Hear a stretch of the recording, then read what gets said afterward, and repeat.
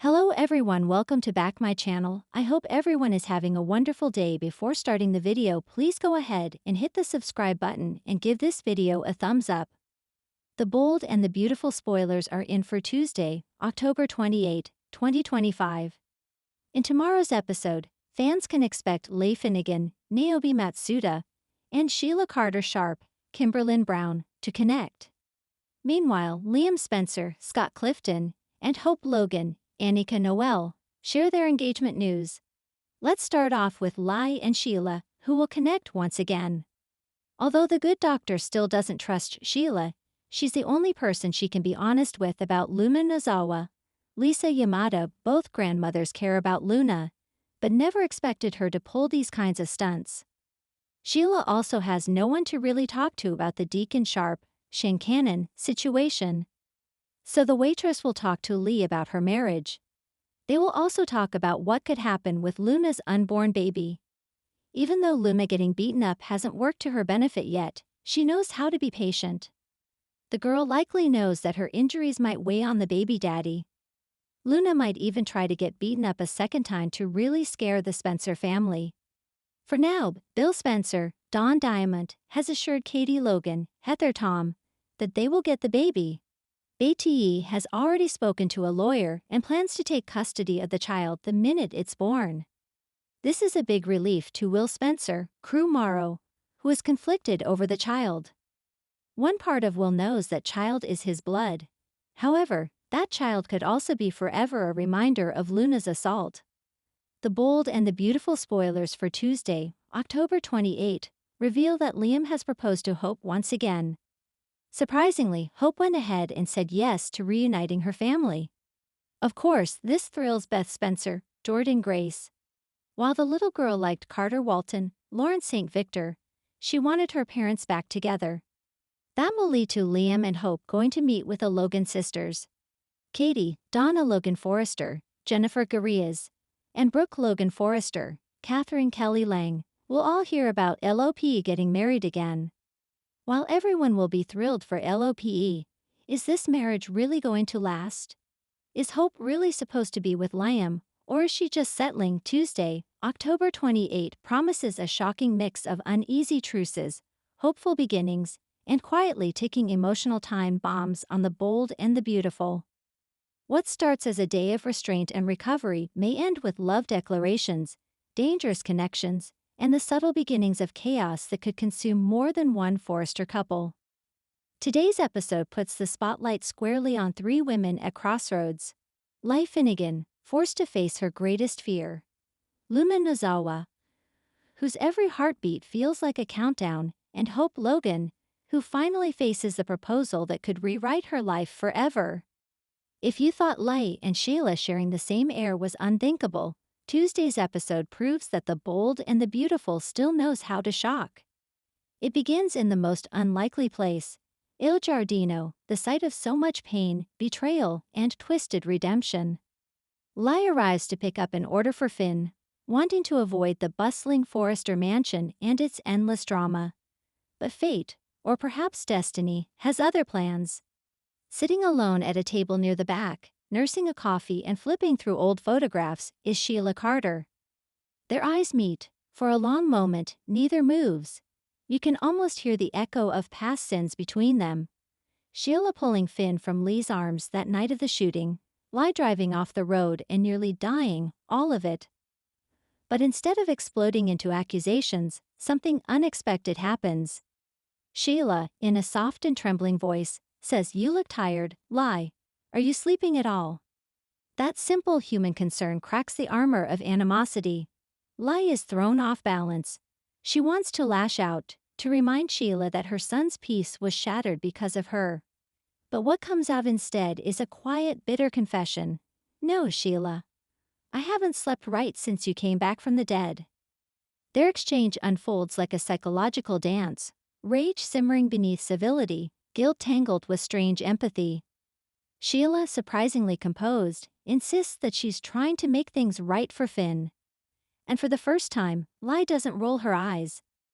There's a moment of silence, a kind of understanding between two mothers who both nearly lost their son. Leigh sees something different in Sheila, Still dangerous, yes, but also genuinely haunted. And Sheila, sensing that rare sliver of compassion, doesn't squander it. She opens up about her loneliness, her regret, and her desire to be part of Finn's world without hurting anyone again. "You can't just erase what you've done," Lai says. "I know," Sheila replies, "but I can choose not to do it again. It's not forgiveness, it's not even friendship, but it's something." And as Lai leaves, she turns back to look at Sheila, conflicted and silent. For the first time, she doesn't see a monster. She sees a woman whose madness might have been born out of the same fierce love she herself feels. Expect this encounter to ripple across future episodes. If Lai softens, even slightly, it could open a door that no one wants open. Because if Lai stops fighting Sheila, who will? Meanwhile, across town, Luna Nozawa faces her own private purgatory. She's been released from the worst of her legal trouble, but her emotional prison remains. Tuesday's episode finds her back in her apartment, pacing, replaying every conversation, every promise, every maybe that has defined her recent life. Her pregnancy test sits on the bathroom counter, still unopened. Poppy calls, offering to come by, but Luna refuses. She's not ready to face her mother's advice, not ready to hear another word about timing or family expectations. What Luna wants, what she needs, is clarity. And clarity, like peace, is in short supply. Remy stops by, bringing her coffee, trying to lighten the mood with that effortless charm that makes him both comforting and dangerous. "You're overthinking," he teases softly. "You always do when you care too much." Luna doesn't deny it. Their conversation drifts between work at Forrester, the scandal that almost ended her career, and the silence from RJ, who has been distant since the confrontation with Steffi. Luna admits she hasn't heard from him all weekend. Her texts go unanswered. Every time she sees his name on her phone, her stomach twists with a blend of hope and dread. Remy, trying to hide his jealousy, says maybe he's just giving you space. Or maybe he's decided space is all he wants, Luna says quietly. There's a heartbreaking simplicity in that line, because for Luna, time is running out. The unopened test looms like a ticking clock. Is she pregnant? And if so, is the father RJ or Remy? Later in the episode, Luna finally gathers her courage. She sits on the edge of her bed, test in hand, whispering to herself, "Whatever this is, I'll face it." Just as she's about to open it, her phone buzzes. It's a message from RJ. "We need to talk. I'm coming over." The test slips from her hand. The waiting game isn't over, it's just beginning. And then, in the most glamorous Forrester creation scene since Hope's fashion relaunch, the episode's emotional centerpiece unfolds: Hope Logan's engagement. The setting is simple yet elegant. A private rooftop terrace overlooking downtown Los Angeles, adorned with candles, soft music, and a cascade of white roses. Thomas Forrester, looking every bit the confident designer and devoted father, has planned something that balances romance with respect. He's not the obsessive man he once was. Or at least, that's what he wants Hope to see.